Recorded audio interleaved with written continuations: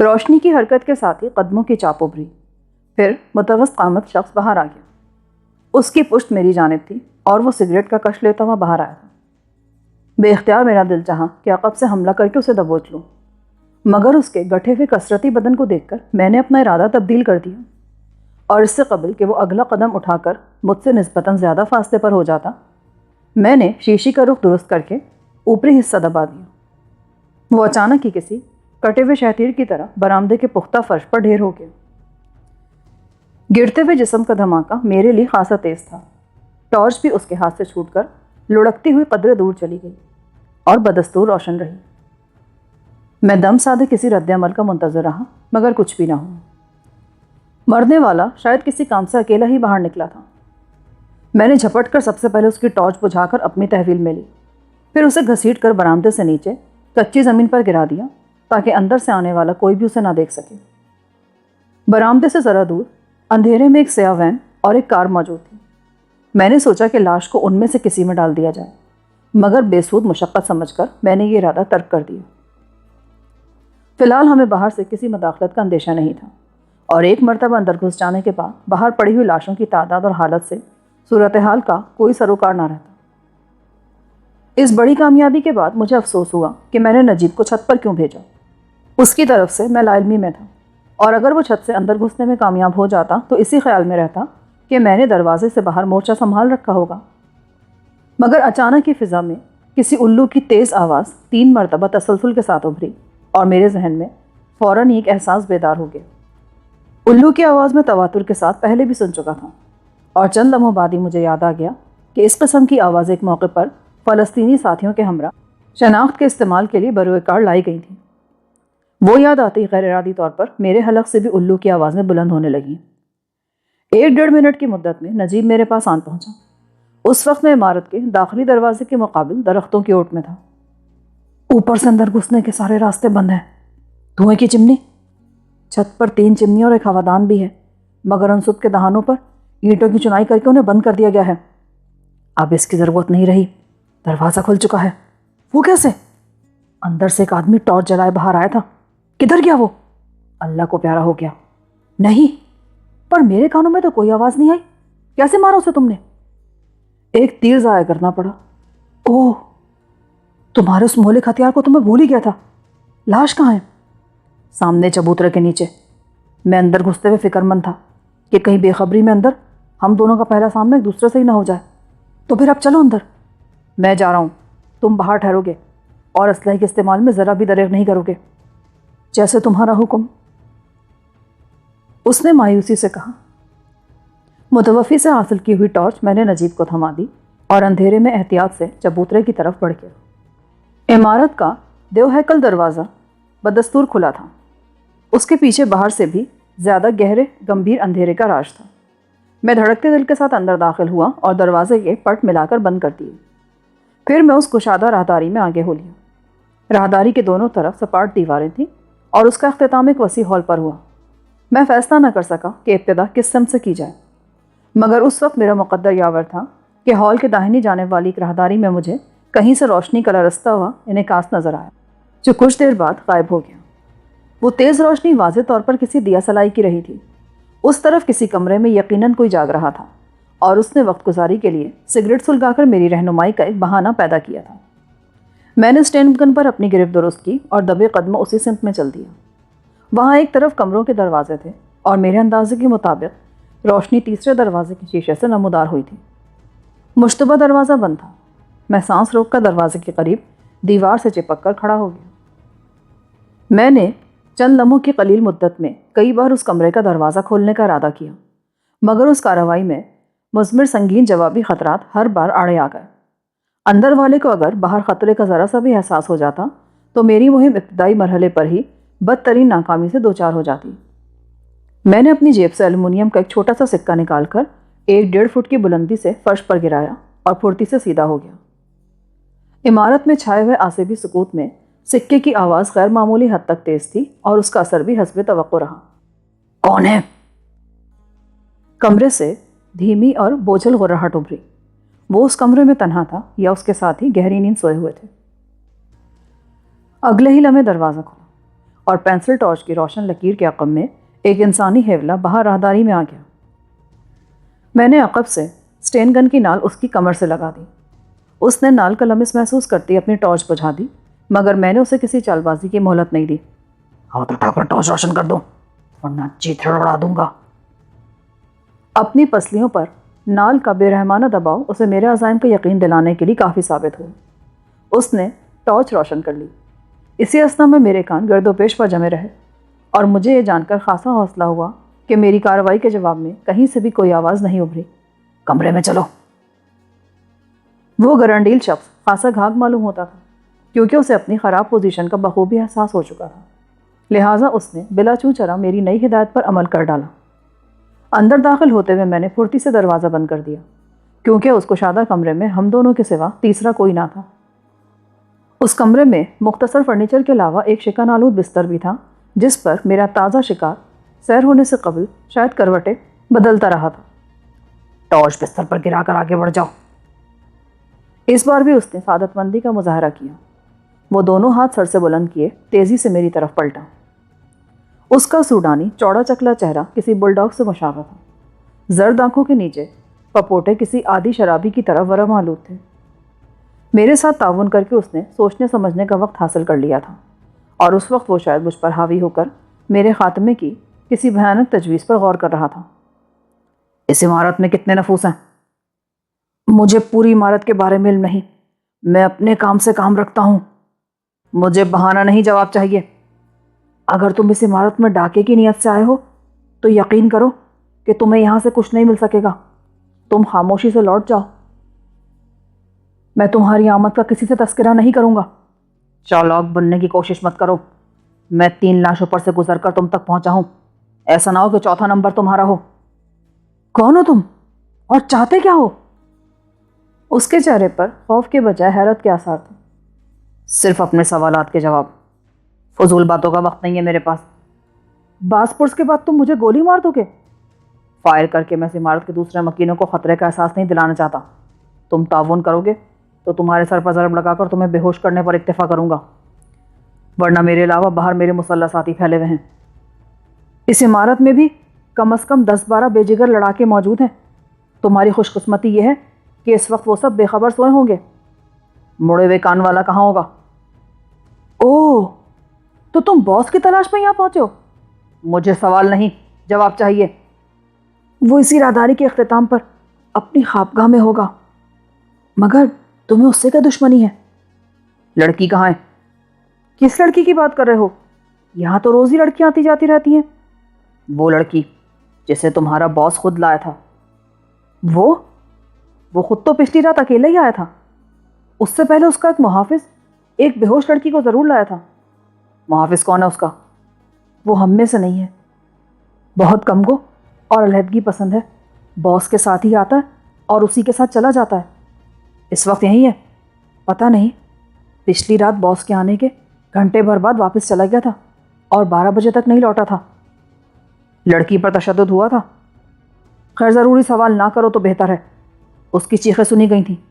بہت سی لڑکیوں کو اداکاری کا شوق ہوتا ہے۔ اسے رکھا کہاں گیا ہے؟ شاید باس کے برابر والے کمرے میں۔ وہاں تک تم میری رہنمائی کرو گے؟ یہ ہرگز نہیں ہو سکے گا۔ تم اپنی زبان سے پھر رہے ہو۔ میں عملی طور پر کوئی تعاون نہیں کروں گا۔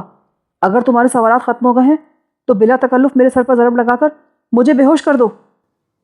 وہیں کھڑے رہو، میں نے غرا کر کہا، کیونکہ وہ اپنی بات پوری کرتے ہی سر جھکا کر میری طرف بڑھا تھا۔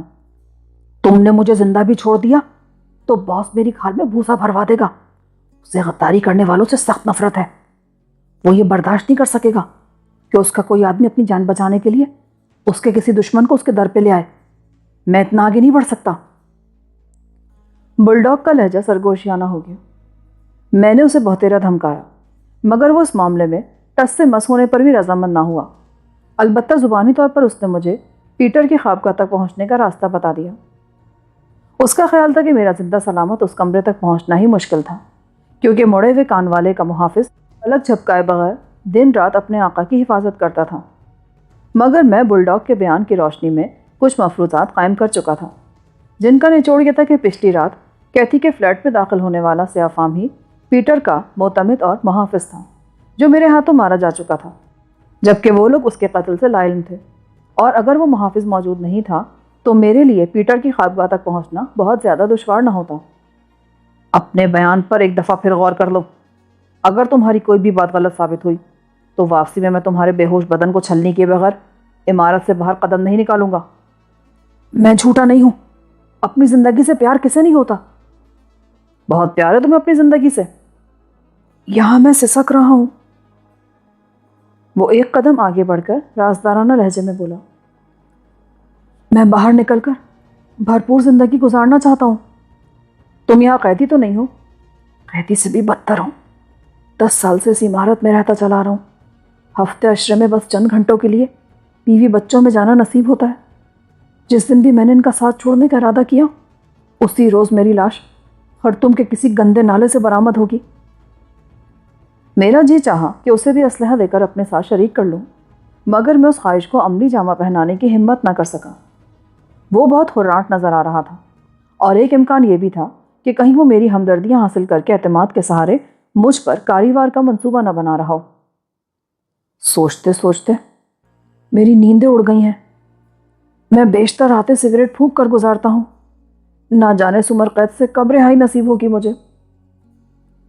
پہلے میرا ارادہ تھا کہ وہ کمرہ چھوڑنے سے پہلے اسے بھی سوئی کا نشانہ بنا دوں گا، مگر وہ اپنی گفتگو سے میرے دل میں اپنے لیے اتنی جگہ پیدا کرنے میں کامیاب ہو گیا کہ میں نے اسے محض بے ہوش کرنے پر اکتفا کیا اور پھر احتیاط سے اس کمرے سے باہر نکل گیا۔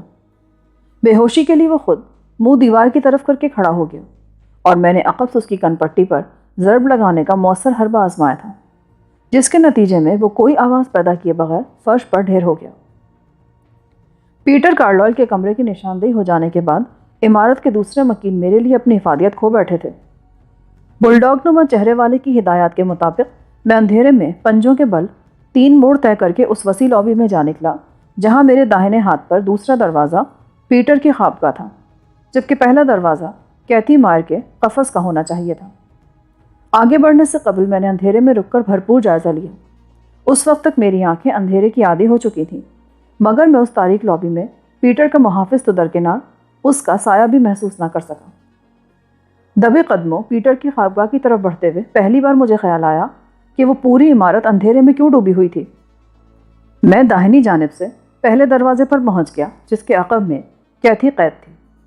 میں کئی منٹ تک بند دروازے سے کان لگائے اندر کی سنگن لینے کی کوشش کرتا رہا، لیکن وہاں لامتناہی سناٹے کے سوا کچھ نہ تھا، اور بل ڈاگ نما چہرے والے کے کہے ہوئے الفاظ رہ رہ کر میرے ذہن میں کچوکے لگا رہے تھے۔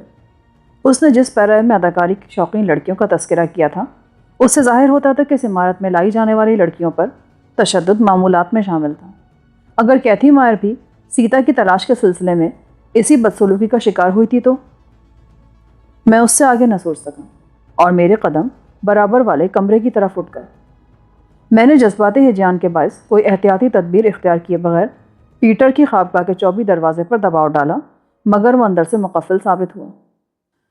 پیٹر کے کمرے میں بھی وہی سناٹا حکمراں تھا جو بقیہ عمارت پر راج کر رہا تھا۔ چند لمحوں کے انتظار کے بعد میں نے دروازے پر ہولے سے دستک دی۔ کون ہے؟ اندر سے ایک بھاری اور خوابناک مردانہ آواز ابھری۔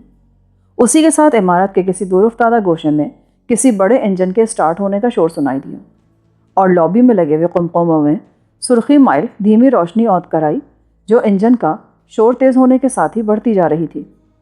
غالباً عمارت میں برقی توانائی کا تمام تر دار و مدار کسی جنریٹر پر تھا، جسے اسی وقت چلایا گیا تھا، اور جنریٹر کی رفتار کے ساتھ ہی قمقموں کی روشنی بھی ایک جگہ ٹھہر گئی۔ میرے تنفس کی رفتار یک بیک تیز ہو گئی۔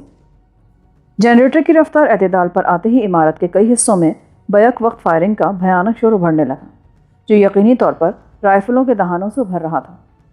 مجھے یوں محسوس ہو رہا تھا جیسے کوئی خودکار دفاعی نظام پیٹر کارلائل کی خوابگاہ کے دروازے سے منسلک تھا، جو دروازہ چھوتے ہی حرکت میں آ چکا تھا۔ رائفل کی اکا دکا آوازیں بہت قریب سے ابھری تھیں، اور مجھے اندیشہ تھا کہ اگر مزید چند لمحوں تک میں اس روشن لابی میں کوئی پناہ گاہ تلاش نہ کر سکا تو کوئی رائفل بردار دندناتا ہوا وہاں پہنچے گا اور مجھے مار گرائے گا۔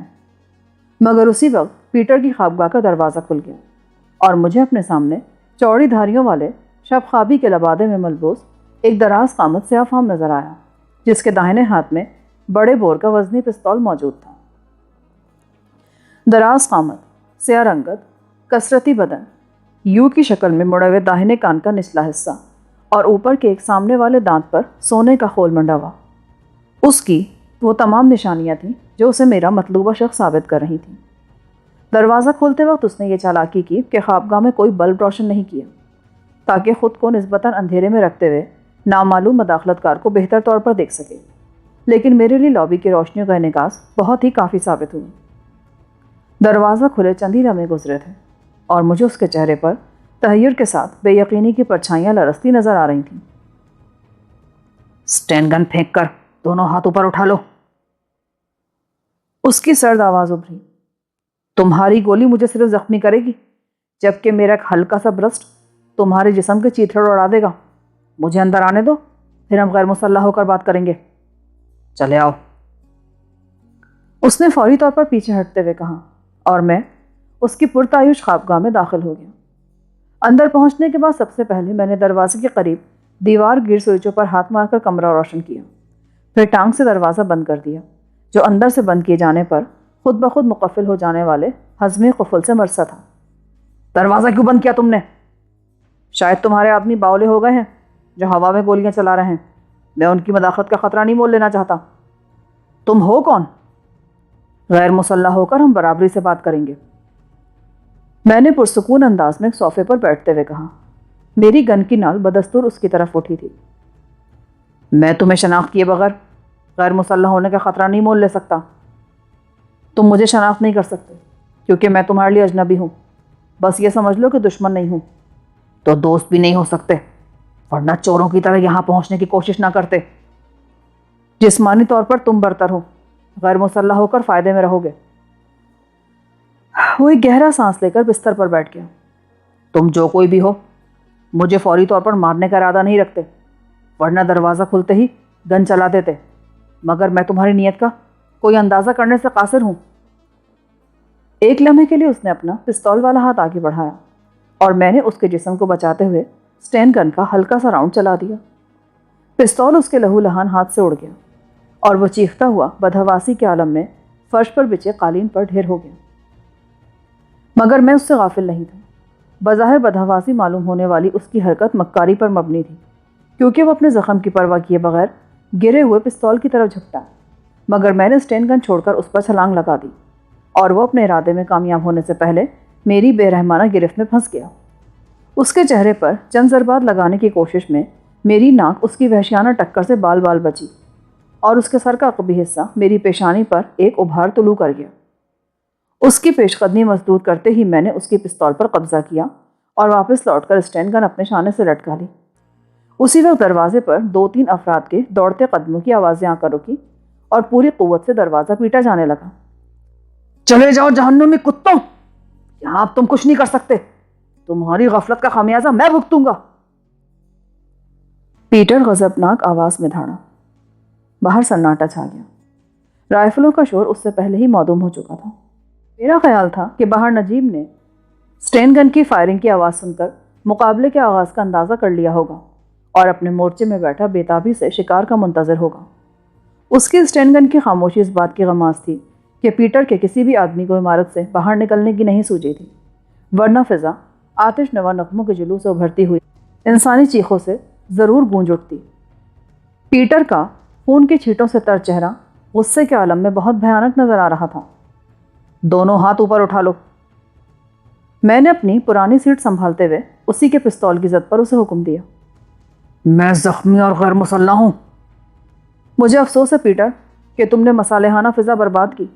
اب مجھے اپنی تمام شرائط منوانے کا حق حاصل ہے۔ میں ہاتھ نہیں اٹھاؤں گا نا۔ تمہارے لباس میں کوئی ہتھیار تو نہیں ہے؟ نہیں۔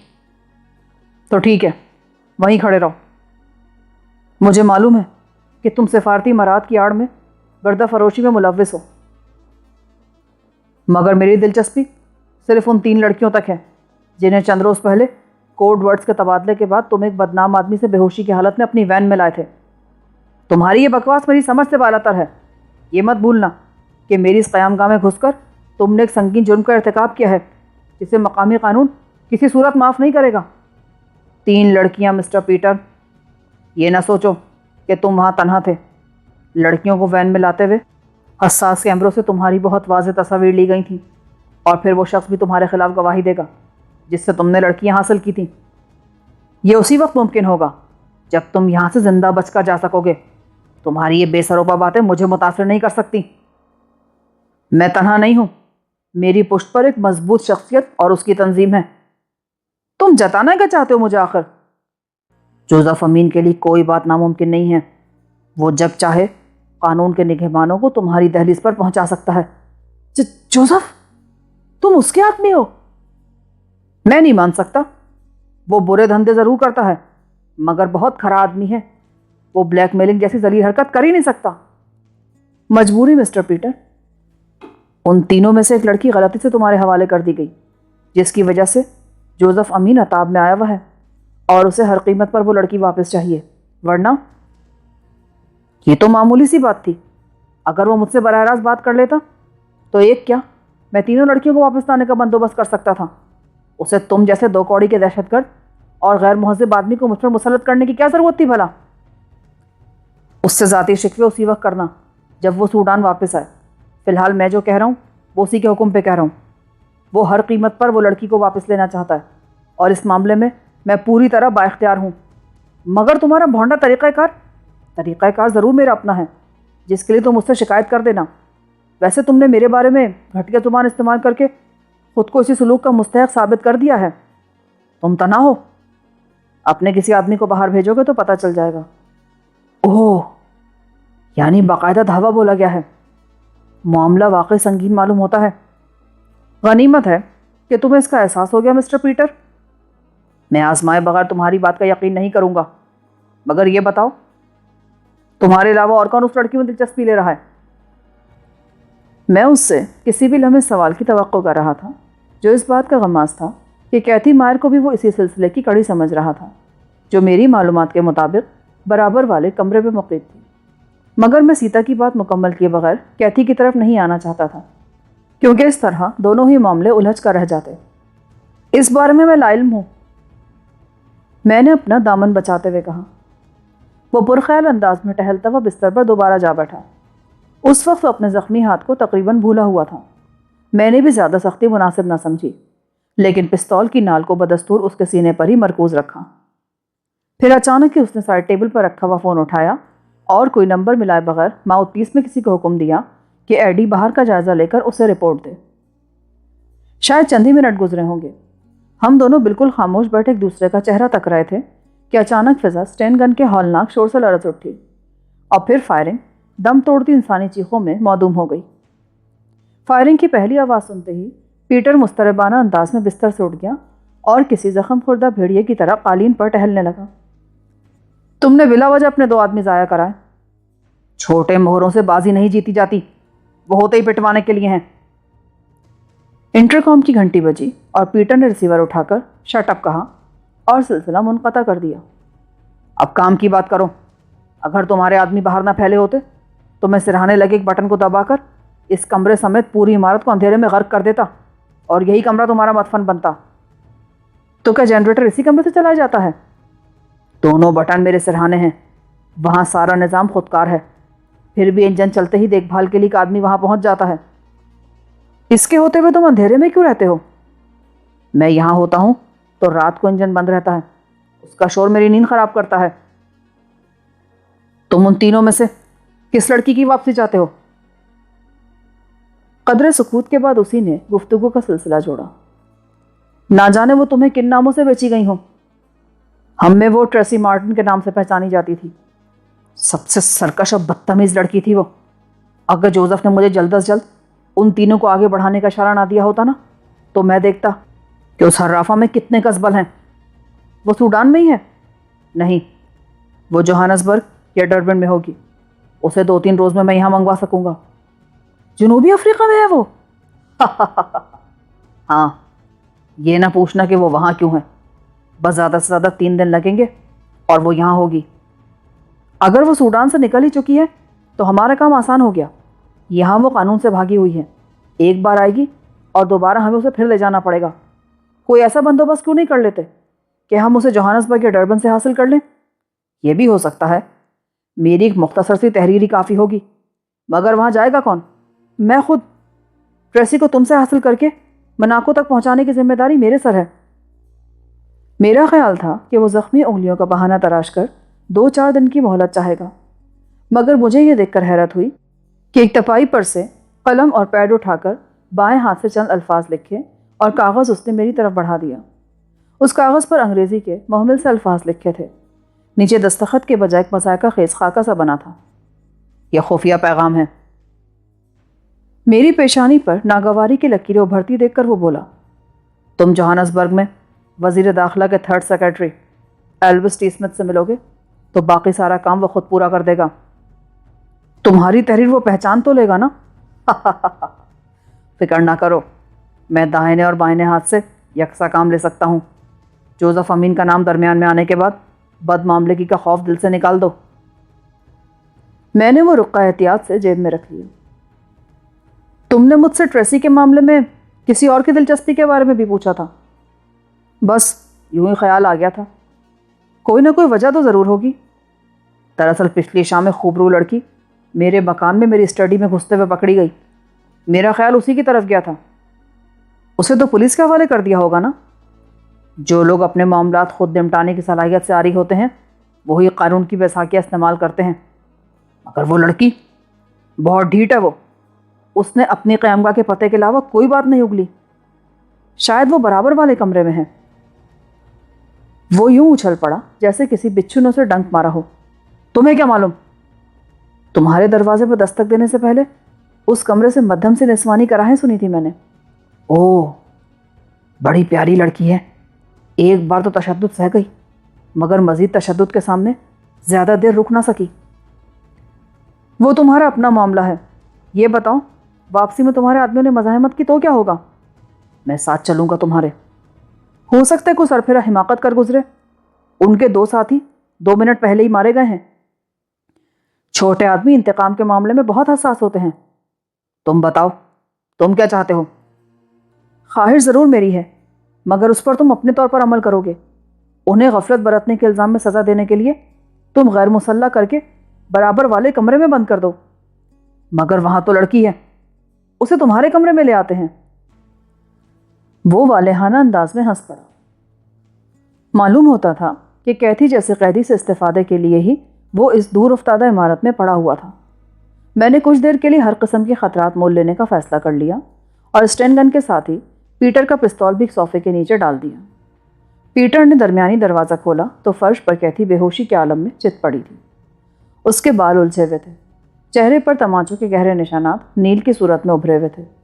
لباس نہ صرف جگہ جگہ سے پھٹا ہوا تھا بلکہ اس پر سگریٹ یا کوئی اور گرم شے سے داغنے کے نشانات بھی تھے۔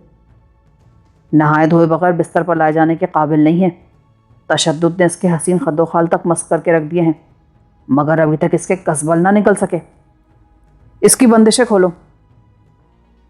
میں نے اپنا غصہ ضبط کرتے ہوئے نرمی سے کہا۔